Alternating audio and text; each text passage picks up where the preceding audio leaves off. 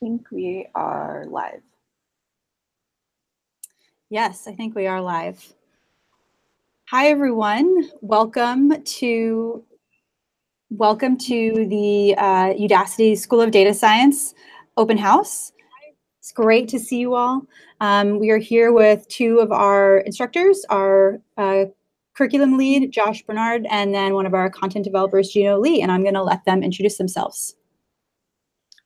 Hi, everyone. I'm Josh. I'm the curriculum lead for the school, I guess. I help oversee a lot of the programs and a lot of the things that we build. And I'm really excited to be here and tell you more about some of the programs that we have and some of the offerings that you get with each of those programs. Hi, everyone. I'm Juno, also a content developer at the School of Data Science. I was formerly a data scientist, and now I've been working for Udacity for like a year and a half, and I've been working on several of the data science and data analysis programs, and also super excited to be here. So, let's see here.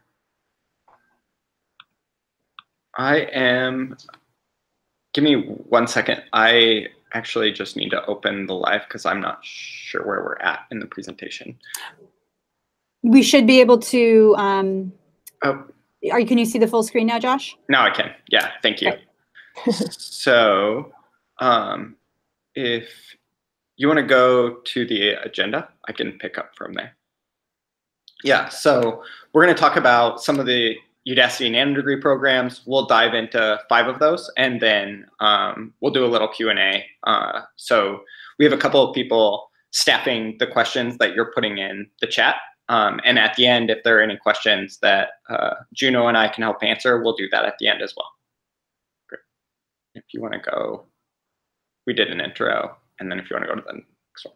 So the first thing we should talk about is just like, what is a Udacity Nanodegree program? So this is a career-focused program with community support for you to build relevant skills that are needed by industry.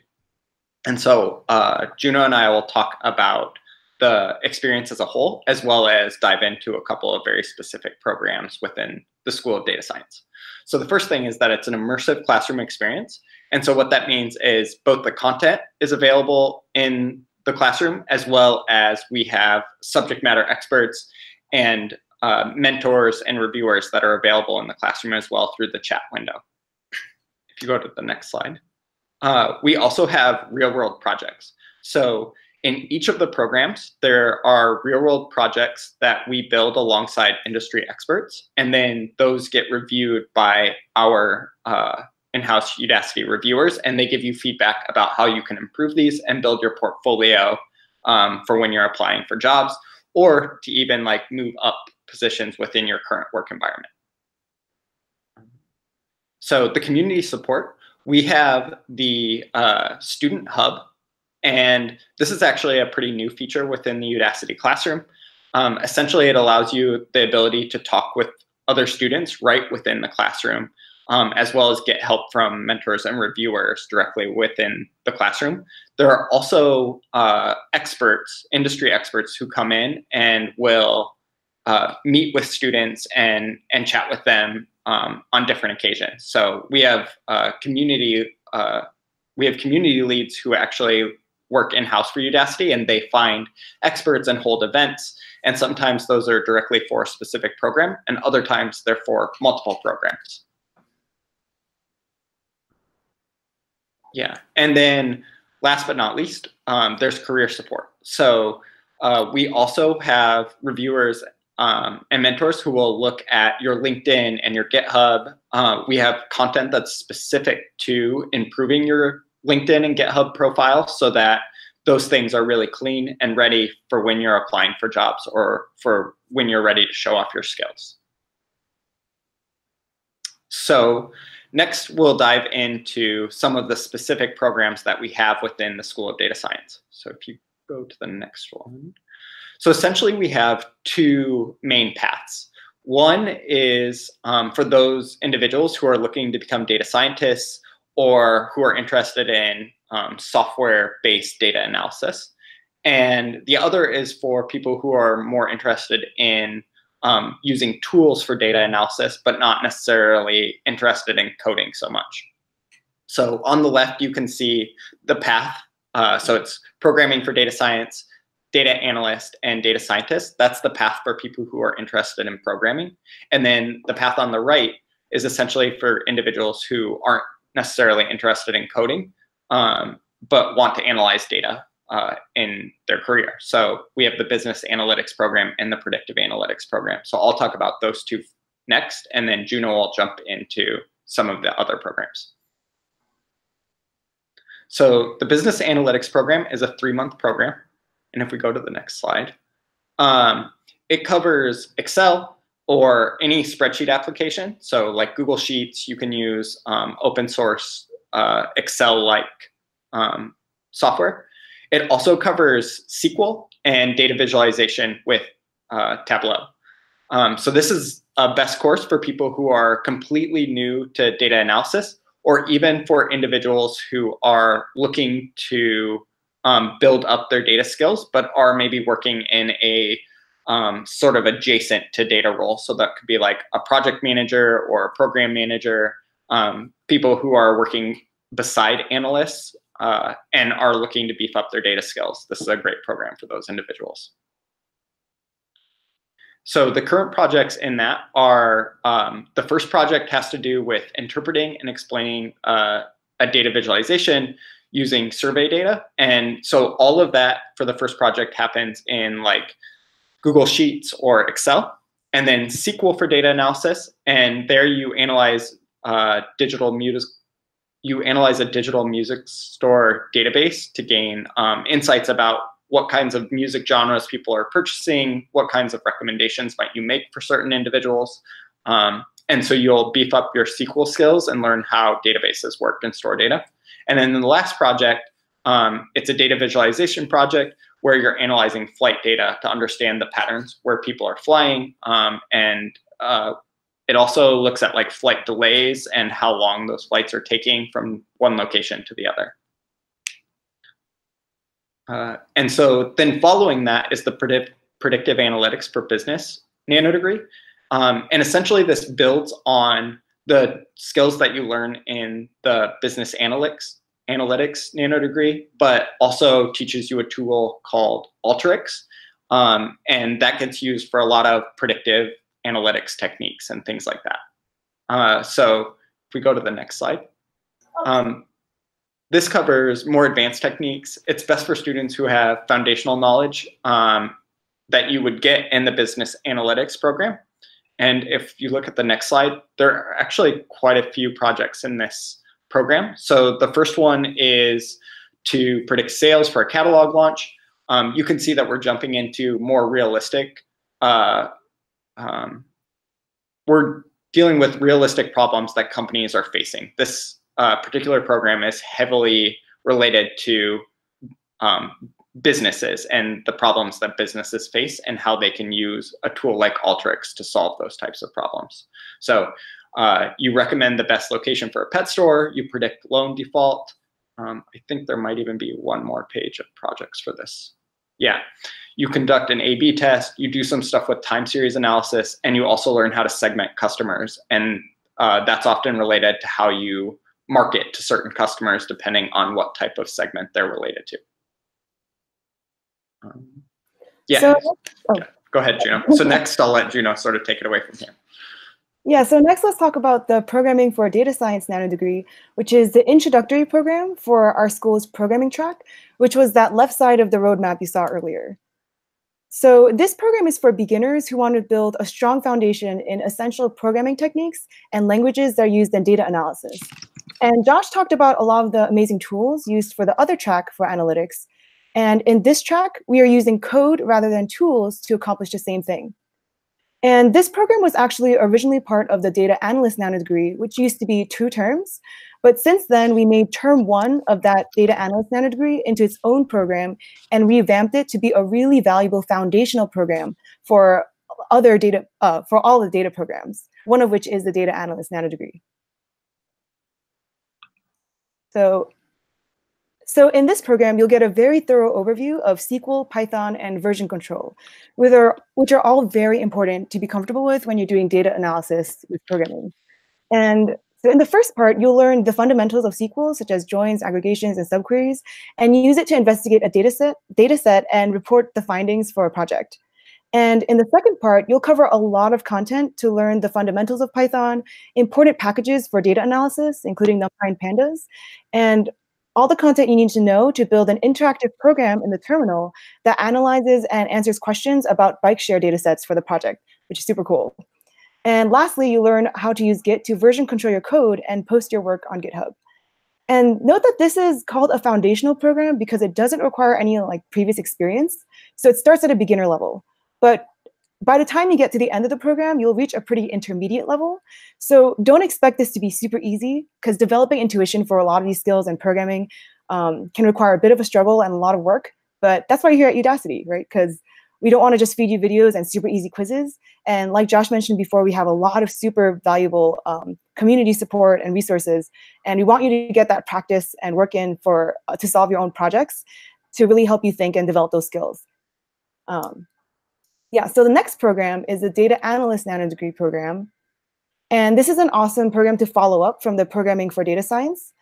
And here you'll be using a lot of the Python and SQL, which are prerequisites to develop your data analysis skills.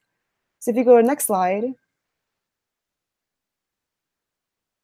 Oh, the previous slide, yeah. Back. If you go to the previous slide on the content for data analysts. The one before, yeah. So yeah, these are all really cool courses that you'll use to practice your statistics and data analysis using Python and SQL. So in the beginning, you'll have an overview of the data analysis process and go through some case studies using the important packages for data analysis, NumPy and Pandas, and SQL. And then after that, you'll be taking a course on practical statistics, which is super awesome because you really learn how to apply statistics, a lot of great theory, into really efficient ways. Josh actually teaches that course, and I love the way he uses Python and bootstrapping for this. After that is data wrangling, which you might have heard is super important. It takes a lot of our time as data scientists and data analysts to just manipulate your data and put in the best way for your models and stuff. And lastly, we'll have a course on data visualization, which was revamped. It used to be on using Tableau and R, and now it uses Python and Matplotlib, just to be consistent with the tools that you've been building so far, so you can really develop your toolkit for Python and become just really comfortable and familiar with all these plots. So next is the data scientist nanodegree, which Josh will talk about. Cool. Yeah, so I'll give you a start of the first term, and then Juno will take over on the second term of the data scientist program. So if you go to the next slide. So the first term is all about covering machine learning fundamentals, which are necessary for data scientists in general, but also for successful completion of the second term of the data scientist program. So on the next slide, you'll see what that exactly means. So essentially, there are 3 projects in the data scientist first term, and one of those projects is on supervised learning. The second is on deep learning, and the third is on unsupervised learning. And the project for the supervised learning is this gets you fundamental practice with a lot of the techniques that you hear about. So those are tree-based methods as well as regression-based methods. And the idea is that you need to predict who is likely to donate to certain charities. And then along with that project, there's also a Kaggle competition set up so that you can be integrated into the Kaggle community, as well as see how you can build better and better algorithms and even tune those algorithms to compete. It's friendly competition with your peers. And then the second project is a deep learning project. In that project, you use PyTorch, which is a framework in Python built by Facebook. And it's become one of the most popular deep learning frameworks in use today to classify images. And right now, that project has you classify different types of flowers. And then the last project is an unsupervised learning project. And in this one, you're working with actually a proprietary data set that was submitted by our partner company, Arvado. And they give you data about a whole bunch of customers of theirs in Germany, as well as the general characteristics of the German population. And they're interested in figuring out what are the characteristics in their current customer segment and how do they match up with what's available in the general population to understand who you might market to best, as well as like who might be missing from your current marketing strategies. And then in term two, I'll let you take this. So term two is something that Josh and I are excited about. We've been most recently working on this.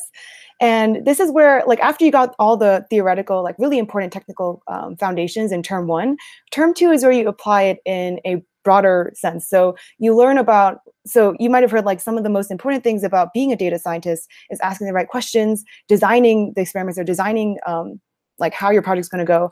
And there are several components to that. So in the first course, you'll be learning about the data science process and how to communicate to stakeholders. And the project for that is writing a data science blog post. And in general, this course just does a really good job giving you guidelines on how to go about solving problems using data science. And in the second course, you'll be learning about, well, second and third course, software engineering and data engineering for data scientists. And this is where you learn a lot of the skills that might be neglected when some people might be starting out in data science, important software engineering skills, and you get like a really brief intro into web development, object-oriented programming, machine learning pipelines, intro to natural language processing, a lot of really great stuff. And these just make you a very well-rounded data scientist and really can give your projects that extra boost that make it stand out among other applicants. And the project for that is super cool. We worked with Figure 8 to analyze a bunch of natural disasters messages, and we create a web app to classify them into different categories. And in the next course, you will be learning about experimental design and recommendations, also a really, really important, relevant part in the data science field. And this project is really cool. We partnered with IBM for that. And lastly, the final project will be an open-ended capstone project of your choice. We have some options and recommendations if you want to choose one of those, but it's also open for you to choose. If you go next slide, here's an overview of just some of the prerequisites for the two tracks that we showed. So on both sides, the programming for data science and the business analytics are, again, the foundational courses. And these are courses that aren't considered career ready. So they provide a lot of important skills to go on to the next programs. And you'll still get resources like Student Hub, the Study Hall, and knowledge, but you won't get like the career resources. Oh, can you go back? Yeah. And then those will prepare you really well for the following courses. And on the right side, predictive analytics for business, which Josh was talking about, the prerequisites are Excel and statistics. And on the left side, the data analyst Nanodegree requires Python programming because, again, you use a lot of the statistics and data analysis processes you learn are implemented using Python. And we recommend the programming for data science Nanodegree, but you can also try the free course that we have on Python programming. Yeah, and lastly is the data scientist Nanodegree programming, which data scientist Nanodegree, which requires Python programming and statistical analysis.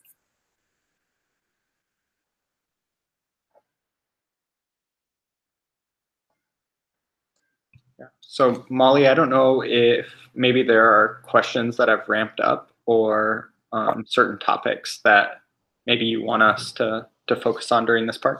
Yep, there's a few questions that have come up a few times. So let me start with the first one. The first one is related to math and the math skills that you need for a few different programs. So I was wondering if you could talk a little bit about kind of what math skills are required for some of the different programs in terms of what you really need to know versus what you might just want to kind of refresh and get familiar with ahead of time. Josh, you want to take this one? I can start, and then you can add on if there's anything that I miss. So it sounds like this is related to prerequisite math. So depending on which track you're going into, it varies pretty heavily. I would say for like the business analytics program and the predictive analytics program, the math needed to complete either of those programs is not very heavy. Like basic level of using math to solve problems in the real world. So multiplication, addition, subtraction, and understanding how that relates to certain cases in the real world. Basic ideas surrounding algebra would be helpful. I don't think it's necessary to know. I can't think of any reason why you would need to know like calculus or linear algebra for any of those things.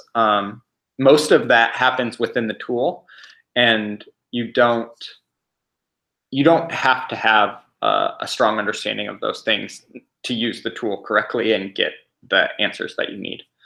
Alternatively, if you're on the other side, if you're taking the PDS&D or data analyst program, I might leave that for Juno to take. If you're taking the data scientist program, I think it's important to have fundamental knowledge in linear algebra and calculus.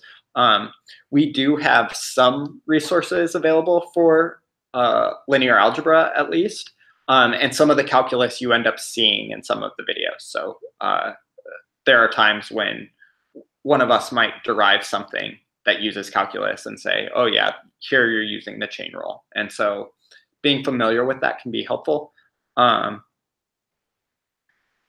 Programming lets you encapsulate things, and therefore you can get away with maybe not as much much math as you need if you were to do some sort of like academic route with this related content. We tend to be, Udacity as a company tends to be very focused on solving problems. And so because when you solve problems in the real world, you frequently use a computer to do it, we'll show you how the math works. And then basically from there, don't expect like a whole bunch of questions that make you derive something or proofs of anything. It's more so like, we're going to show you the math. You have a solution now. You can use that solution in this way, and now you can solve a whole bunch of problems with that solution. Yeah, I agree with everything Josh said. A lot of our programs are designed to be prepare you for the industry, which means a lot of programming. That said, to be a good data analyst and data scientist, it usually does require some theoretical understanding of what you're using, just to make the right decisions and know you're applying things in the right way and designing experiments and projects in the right way. That being said, the prerequisites for the programs don't require, I wouldn't say don't require that much math. We do, a lot of the math that you would use are like contained within the programs. Like for example, in the data analyst Nanodegree program, like there's a lot of statistics, but that's contained in the courses, and there's a lot of resources to help you with that. Again, the data scientist term 1 is more technical, and there's math in there. There are resources that Josh mentioned. But yeah, I would say the most important thing is like the programming. I think if you're trying to enter one of the more advanced nanodegrees, it's more important that you are comfortable and familiar enough with the programming language to get by and succeed through the program than the math. You will need to understand and get through both, but in terms of passing and like completing all of the quizzes and projects, like programming will help you a lot. Yeah, programming can be a full stop, whereas the math can be like I don't fully understand this idea, but I can still get through it. But like if you can't write the code, that can be a full stop for you being able to continue and be successful with the program.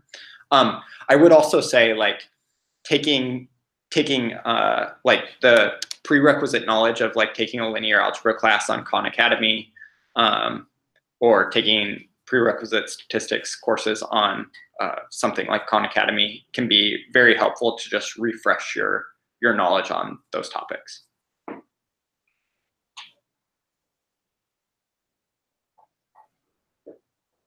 Other questions? Great, thank you. Yeah, so we have another question that maybe will be a good segue for this. So there's a few questions about people who say, you know, I don't really know Python very well, but I'm really good at SQL. Should I do programming for data science, or am I ready to go right into data analyst?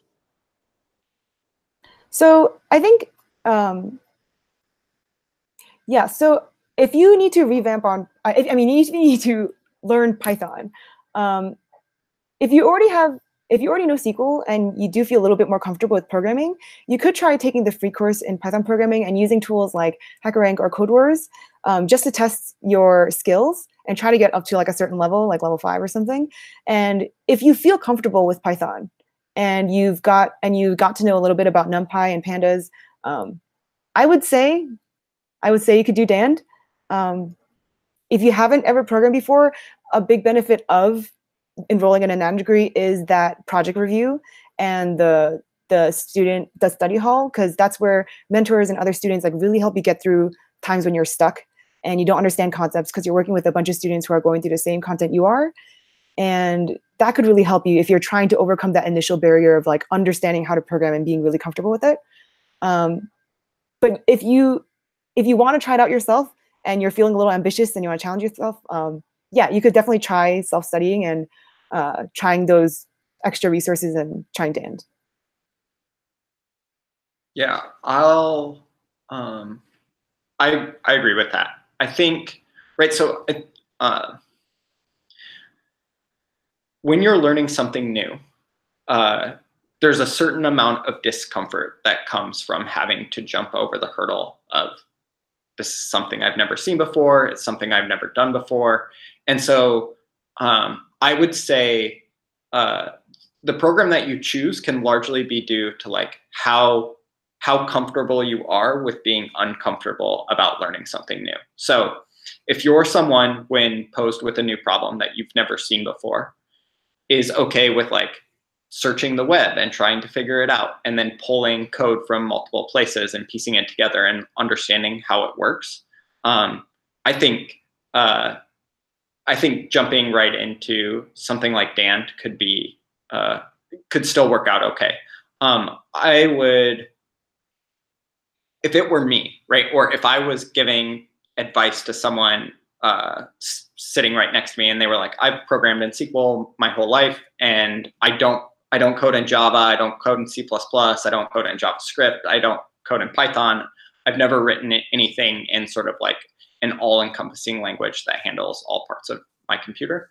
I would say my suggestion would be, make sure that this is something that you want to learn and that you're motivated to keep going even when it gets hard, because learning to code is not, at first can be very difficult. There are just large hurdles. So I would suggest like picking up free resources to learn the basics and making sure that you're enjoying it. And then again, you can take the free course that Juno mentioned. You can use things like, I know when I started coding, I used Code Wars on a very regular basis because it was a good way for me to get motivated. And a lot of people like HackerRank. I would also recommend things like Code Academy and things like that, which have multiple free resources that are at pretty basic levels that'll help you sort of build up your confidence before you jump into a paid program. So that would be my suggestion, is like build your confidence by using free resources, making sure this is something you're going to enjoy, as well as getting through maybe the first couple of hurdles before you take something like a Nanodegree program, which tends to be fairly accelerated and move you from like a beginner to an intermediate, or from an intermediate to advanced, if you understand everything that's happening in the program. Great, thanks. Shifting gears a little bit, we've had several questions about how Udacity compares to some of the other programs out there. There's a lot of other places that teach Python and analytics and data science. We can't really get into the details of all of them, but could you maybe just speak to, what do you both see as kind of the differentiators of Udacity? What makes Udacity different from some of the other providers out there? I can talk about this one for a bit. So I think one big differentiator of Udacity is just how interactive and how personalized the feedback could be for your work. So when you're applying for jobs and you want to enter an industry and you want to start a career in something, that usually requires like experience and projects. And it's difficult to get that just by consuming videos and answering like really simple, straightforward quizzes about things. The differentiator for Udacity is that every curriculum is built based on projects. So we start with like, what do we want students to come out with? Like, what skills do we want them to learn? And how can they showcase them in their portfolio with their projects? And when you're working on these projects, it's not going to be super handholdy. We're not going to tell you like step by step every single thing you have to do. So it will require you to think through things. You'll be challenged, and you'll really practice recalling a lot of the information you saw throughout the program to build these projects. And then once you do make the projects, you get feedback from a reviewer. It's like a one-on-one, like personalized thing, and they will give you feedback, what to do to meet specifications, and then you resubmit it. And you don't have to think of it in a negative way. You're just getting feedback, and even when you pass, they give you very good tips, because these are all people who, well, at least for example, like for the project that I most recently reviewed, I built the ones for the data engineering course, and I would look through submissions from reviewers who we hire as like experts. So once we vetted them to like a certain degree, then they become reviewers for other students, and they can catch a lot of the common errors that students struggle through, and also give a lot of tips to make it stand out more, even if it meets specifications. And I just think this is a very, very important thing for me personally, even when I did projects, because it's really nice to have someone experienced look through your work and tell you what you need to do to make it good in this industry. And another thing is the career support. So for all of our career-ready nanodegrees, we have one-on-one review for your LinkedIn and your GitHub portfolios, and it really makes sure that you use all of the amazing content you built in Udacity, and like showcase them in the best way for future employers, because that's a super, super important part. And there's also resources on like interview prep, the application process, and things like that. And just having that community in study hall with like fellow students, mentors, and staff, really, to help you and connect with you and motivate you, it's just, it's a lot more motivating, because I know I personally also did courses from Udemy and other places when I was learning certain things, and it is nice. It's a good way to get exposed to information. It's a good way to develop additional skills, but where you really solidify like your understanding and feel confident to enter an industry for a career, that's where you really need to build projects. And I think that just inherently requires a lot more work and a lot more support. And I think Udacity does a really good job of that. Yeah, so I don't have anything really to add to that. I'll second some parts. So yeah, so one of the things that Juno said is when Udacity builds content, we build it as supporting a project, right? So everything that we build in-house, we say basically the way that, just to give you some insight into how this works. So when we decide to build a Nanodegree program, we aim it at a career, right? So we see that people are listing jobs related to data scientists, and so we need to prepare people to do those jobs. And so then we go out, and luckily Juno and I have both had some experience being data scientists, but then we also talk to other data scientists in some of the leading companies who are hiring lots of these people, and we say, what are some of the things that you're working on? What are some of the projects that your people are building? What are some of the things that they get stuck on? Things like that. And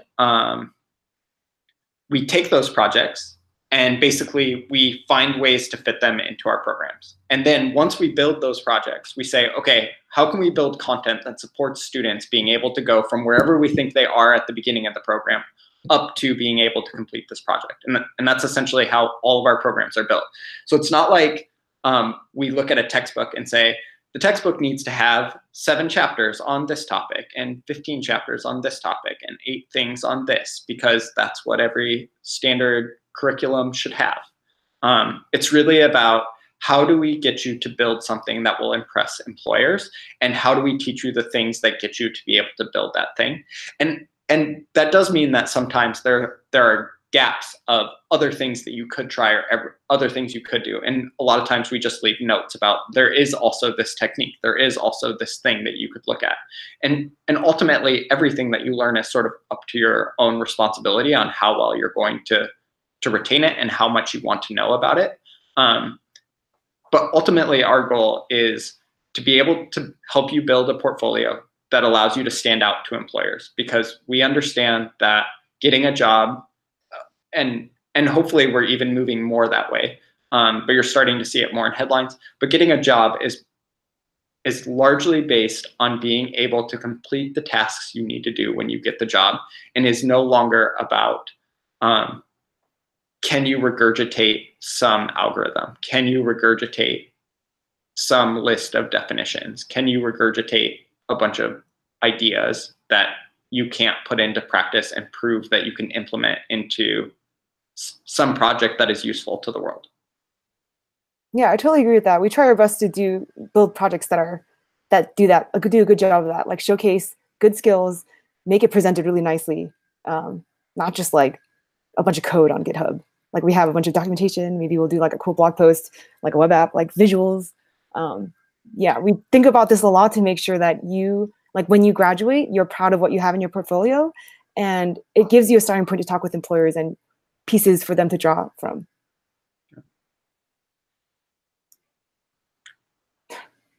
Great, thank you.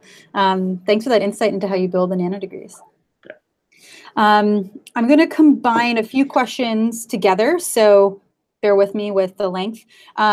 So a few people have asked about sort of the differences in the comparison between data scientist nanodegree and the machine learning engineer nanodegree.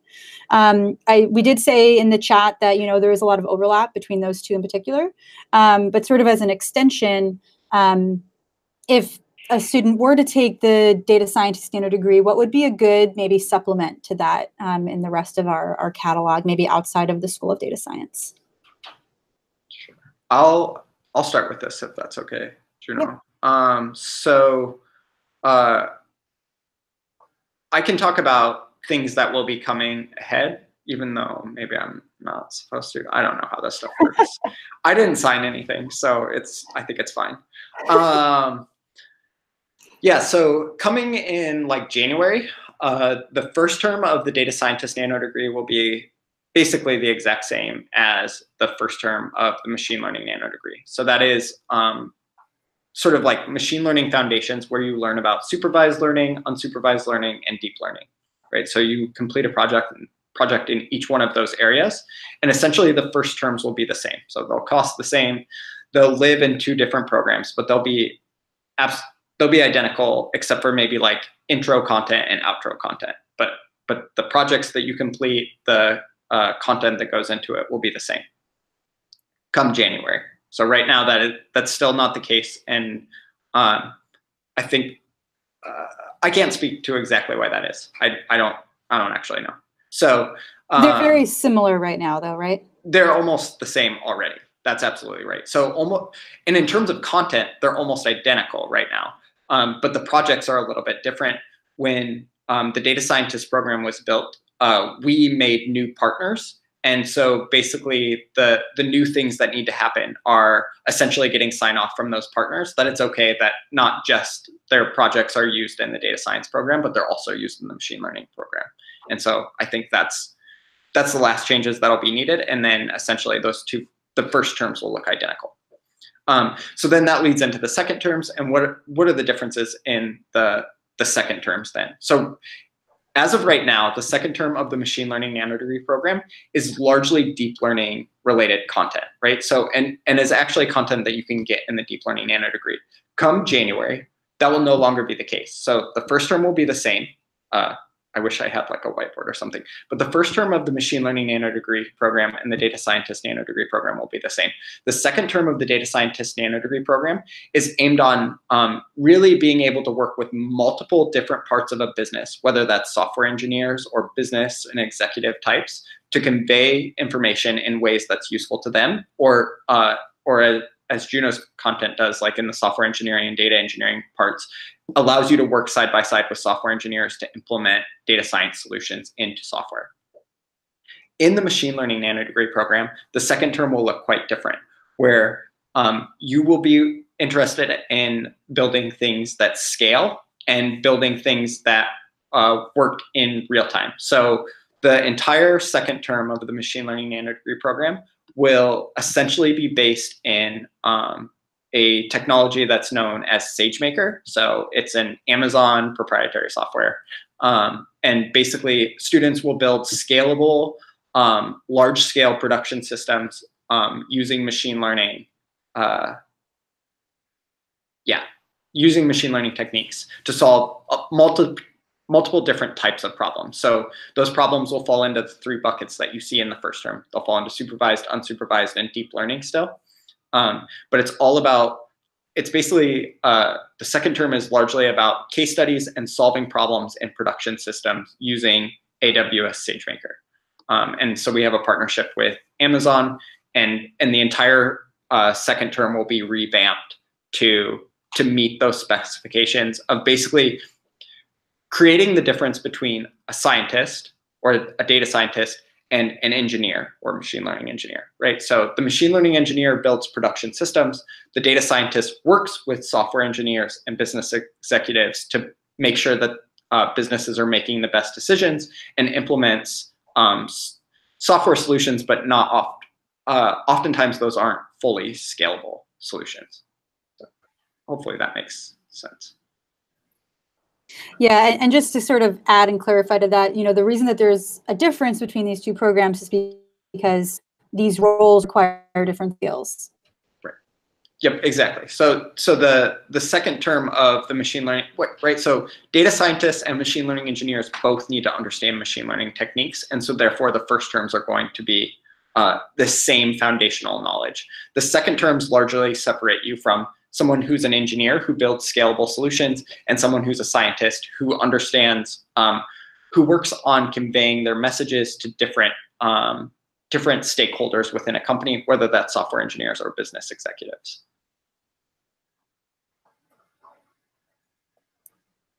Great. And I'd also just like to add that any graduates of the machine learning engineer nanodegree currently can go directly into term 2 of the data scientist nanodegree. So you wouldn't need to sort of repeat the first term content. You can go right into it. So just wanted to add that. Sure. Great. Okay, let me pull up the other questions that I wanted to ask. I guess sort of the second part to that question had originally been, if, outside of those two programs specifically, what are some of the other sort of additional skills that you might add to a data science skill set? Juno, do you have? Yeah, I think there are multiple ways you can go. I think if you think about what the unicorn data scientist is, it requires a lot of different kinds of skills, and you kind of have to choose which way you want to go. So like Josh said, if you go like the machine learning engineer route, that's a lot more about implementation and like algorithms and scaling and production heavy things. And it's a lot more like software engineering-y. Or you could go to more like a research-ish mindset. Like if you do a lot of like, so like in term 2 of the data science nanodegree, you learn about like how to work with problems and you start at like a higher level overview of what the problem would be and how to design the experiments and how to do those things. And if you want to do, if you also want to go into like deep learning, that's a lot more like theoretical things you can learn. We have like several deep learning nanodegrees and specializations. We also have like a natural language processing nanodegree. There's like computer vision things. So yeah, there are different specializations you can take. Yeah. Yeah. So that at least triggered some ideas for me because I had nothing. So that was good. Yeah. So companies have different roles for data scientists within their company. From what I've heard, there are frequently like analysts who fall under the title of data scientist, and even someone who graduates from like our data analyst program might even be able to become a data scientist in some of those roles, just because they can write code and they can solve problems using Python. And that allows them to work with other parts of the business and falls under a data scientist title. And SQL is frequently used by a lot of these data scientist titled people. Largely, there are two other groups of data scientists besides like the analyst data scientists that our data scientist program sort of aims to help you move in that direction. And then as Juno said, there are multiple specializations that we have that help you depending on what type of maybe niche you want to fall into in terms of data science applications. So those two other roles are largely building scalable solutions. So there are data scientists that oftentimes fall very close to machine learning engineers, but maybe are responsible for working side by side with software engineers or data engineers and understanding that whole pipeline and building in experiments into those pipelines, and then understanding the results of those experiments, understanding how to tweak machine learning algorithms at scale, and then understanding why certain solutions are better than others for whatever reason, right? So that could be like, we want to understand if we make this change to our web page and we serve ads in a particular way, how does that impact the number of people who click on those ads? Are we getting more click-through rate in one way versus another? And so those are largely like software engineering data scientists. And actually the machine learning engineer would be a very useful, the second term of the machine learning engineer would be a very useful program for students like that. If you're interested in computer vision, you're interested in self-driving cars, you're interested in being in the cutting edge of algorithms, then something like the deep learning Nanodegree might be a very useful starting point for someone after, which there is some deep learning in the data scientist program. It's in the first term, but we don't go into, so there's nothing about like GANs, which are like the bleeding edge of deep learning. There's nothing on deep reinforcement learning, which we have a whole separate program for. There's nothing, we don't really talk about convolutional or recurrent neural networks, which are in the deep learning program. So if you want to become deep learning specific data scientist, then taking something like the deep learning Nanodegree could build out your skill set. And then, yeah, a lot of the data scientist program actually just touches on a lot of the specializations, right? So there's deep learning, there's natural language processing, there's computer vision, and you do a little bit of each of those within the data scientist program to sort of become a generalist in each of these areas and figure out where you're most interested. And then there are specializations like the deep learning Nanodegree and then computer vision and natural language processing and things like that. And the deep reinforcement learning Nanodegree that you could take if you're interested in going deeper into any specific program. I'd also just like to add that there's actually going to be a webinar on the deep reinforcement learning Nanodegree specifically on November 20th at 10 a.m. So that invitation and sort of notification should go up on the website within the next couple of days if it's not up already. So definitely go check out our School of AI, which has a lot of these more sort of specialized different courses that Josh and Juno have been talking about. And I believe we chatted the link to the School of AI in the chat. But also know that there's a webinar specifically about that one program, Deep Reinforcement Learning, which is a more advanced program.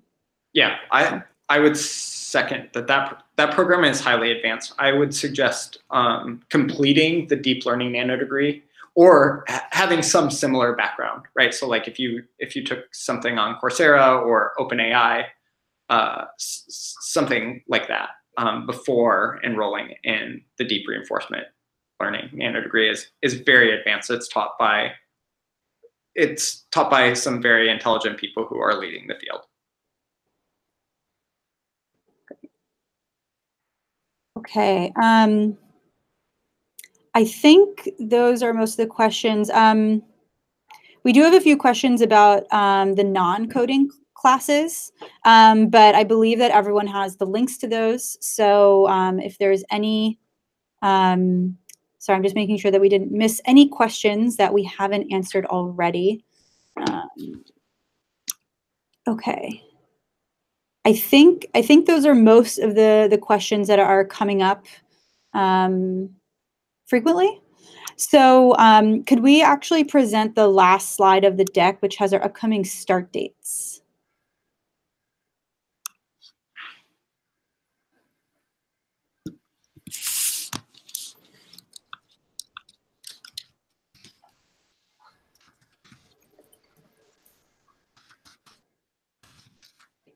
So these are the upcoming start dates, which you can find on the Nanodegree overview pages. So we have a few starting in the next couple days, and then a couple of them in a few weeks. You can find all of these dates and start dates and enrollment deadlines at our School of Data Science page, which is udacity.com/School of Data Science. If you have any questions that we didn't get to, we'll try to finish up with the chat with some of those lingering questions that we can answer there. And I have put the link to our events page, which should have all of those upcoming webinars where you can check those out. If there's a few not up yet, they will be up in the next few days. So if you have any remaining questions, you can just email our general support line, support@udacity.com, and that will get directed to the relevant team to sort of answer that question for you. Josh and Juno, any final thoughts, ideas before we sign off? No, thanks everyone for joining us. I have something quick. Okay, Go ahead. Go for it. Yeah, yeah, I would say since yeah, it's like kind of similar to what we said before, but I would definitely recommend like trying to feeling out if you like before enrolling into a Nanodegree, just testing out a little bit like whether it's something that you really want to get into, and just being prepared to really commit, because it will require like a lot of effort, and to really get you ready for this career and be qualified and be proud of your portfolio. It will require a lot of like talking with your peers, like looking up a lot of things, studying a lot, trying a bunch of things. Yeah, so I guess your mindset is super important while you take these programs, and it can be very, very rewarding depending on how much effort you put in. So yeah, that's what I'd say. It's good advice. Right. All right. Well, thank you both so much for joining us and leading us today. And like I said, we'll finish answering up a few of those chatted questions now. And if there's anything that we didn't get to, please email us. Thank you. Thank you.